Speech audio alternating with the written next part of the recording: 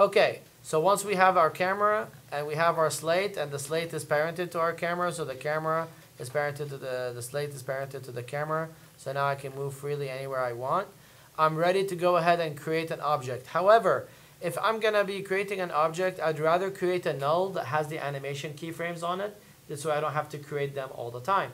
So to create an animation null, you're going to click on the box and go to null.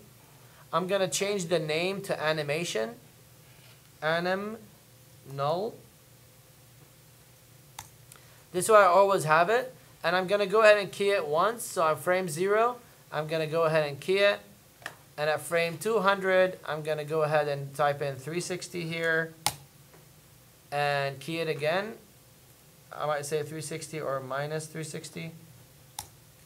And I'm going to go ahead and key it right there. So now that null is ready.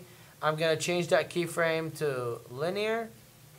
Click on the other keyframe and make that linear as well. Now anything I add to it, so if I bring in a Coke bottle, or anything at all, like a chair.